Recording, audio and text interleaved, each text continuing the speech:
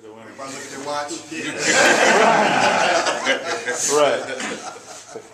And a smile. Here we go. Another smiling. My name is Nadir Omowale, and I'm moderating the discussion today. I'm a musician and freelance writer. I live in Westland, and I've been married for 12 years. Do we think that Stedman was intimidated by Oprah?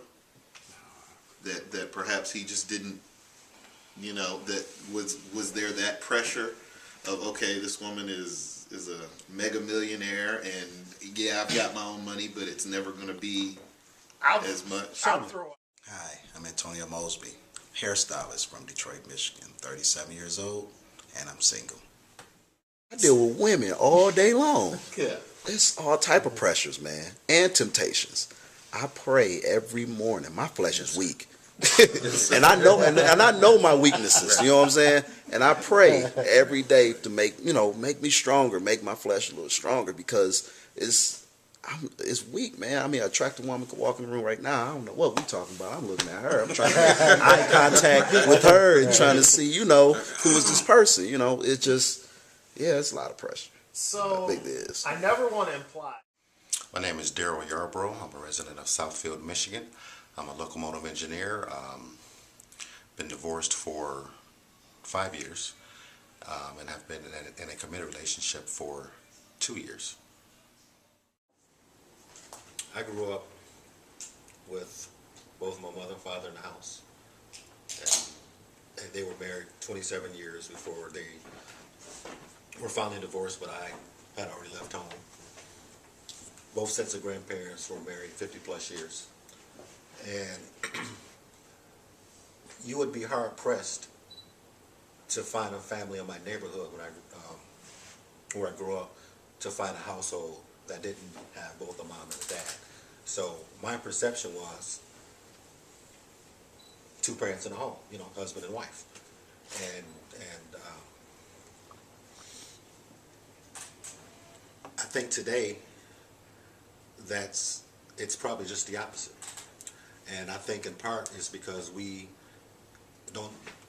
put a very low value on marriage, and we being men, women, society as a whole. It's almost easier to get divorced than it is to get married, because to get married you need a birth certificate and a blood test and whatnot. And if I want to get divorced, all I got to do is show up at the lawyer's office, with nothing. Mm-hmm. And so, the value that we place on marriage is not as high as it was, say, just 30 years ago. Now, why do you think that is? I believe in large part we've all become so independent and have adopted the mindset that I don't need nobody else. I can do this on my own, and which in large part could be true. But I think we're starting to see what that mindset is starting to do to our families, because studies have shown that children who come from one-parent households are more likely to end up in the criminal justice system and less likely to graduate from college. My name is Allison Hester. I'm 46 years old.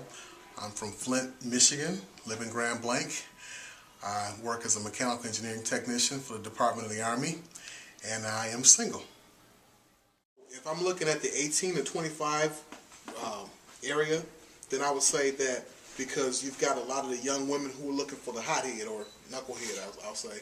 And as you start getting up to scale, older guys, you look at the more settled guys. And if you're looking for someone who's settled as far as their, not just their career, but financially, where they're staying and emotionally stable, then you have a better chance. But it depends on what she's looking for. I mean, that's what I've noticed. My name is Spencer Murray.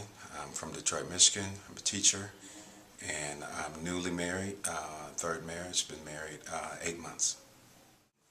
When you talk about pressure, for certain people, I think there is pressure. I think sometimes there's pressure for women, young women, who society tells them they're not whole or complete if they don't have a man, if they're not married. That's pressure.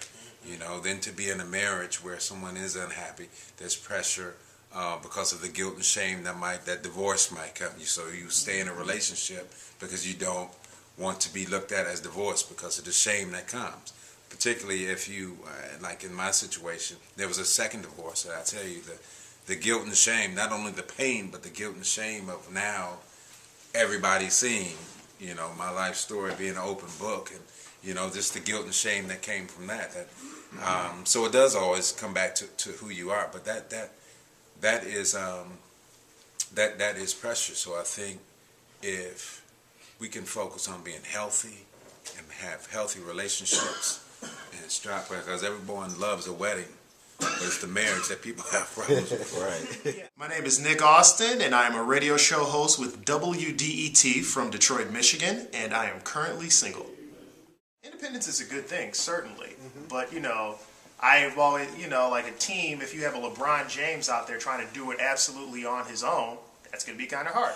But if you have a team, like, I don't know, the Pistons back in '04, or, okay, but I was a team that might not have a Hall of Famer on it, but all the cylinders are clicking together, that's probably going to be a lot stronger than all its separate parts. So, you know, there's a sense of unity, and I think as we're more able to, and I don't want to, I mean, I'm not the oldest person here, so I don't really know what it was like back in the 60s. But I get the feeling that to make it, it was far more important that you had a community, and, you know, people were raised by their entire neighborhoods. You know, everyone wasn't as independent. So by necessity, you'd have to be in relationships, which wasn't always good. I'm guessing there were women who were being beaten by men and all kinds of other terrible things that were happening, and they were staking into relationships because of it, whereas now you wouldn't find that you'd have to do that. So then I wonder then, okay, we look at the state of relationships now.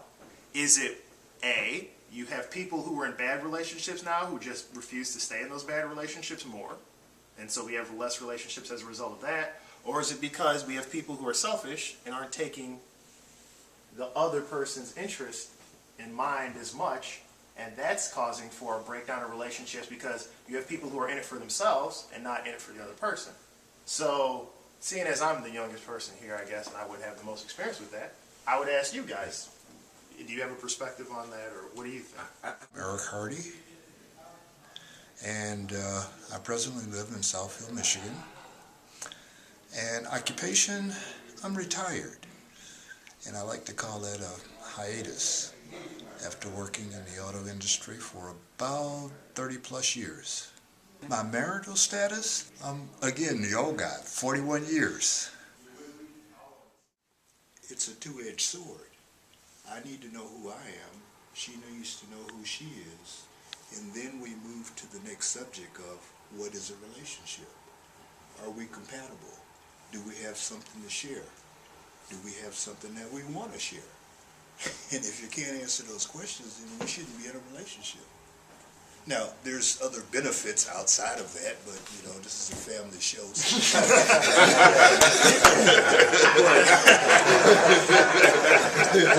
But seriously, keeping it real, some of my teachers in life, and again, I'm 64, I'm glad of it now, I'm proud of it now, but one has to learn that if they don't relate to this other person, i.e. they have nothing in common, what's the point? Why are you together? What do you want? I mean, do you just want to feel good every day? And that goes for both parties. I mean, we aren't talking just about men here. We're talking about women too. Right. What do they bring to the table? What do I bring to the table? Are we willing to share what we bring to the table? And if we're not, I mean, it's like the brother said, I don't need a caretaker. I mean, my mother's deceased, but I'm not looking for a woman to take care of me. By the same token, if I want kids, I know the process by how I go about getting those. Okay? So I'm not looking for kids either. I mean, I'm looking for someone who doesn't necessarily have a shopping list, but you go back to how we've been misled about what a relationship is, who we are, and how do we relate to each other.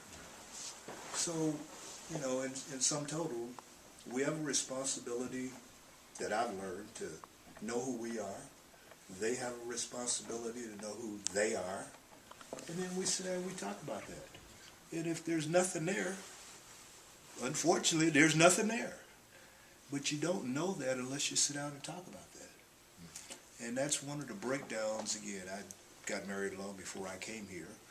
But, so I don't know city life as you referred to earlier, because I've never been looking in the city, to be honest with you.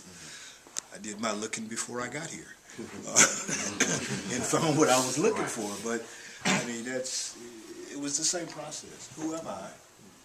What am I looking for? Who is she? What does she bring to the table? And do we both agree on we're going to make something out of this? Is it easy? Hell no, I'd be the first to tell you that. It's not. And anybody who says it is, they are being real. It's give and take. You struggle. You do what you have to do to make it work. So that's my 2 cents, guys.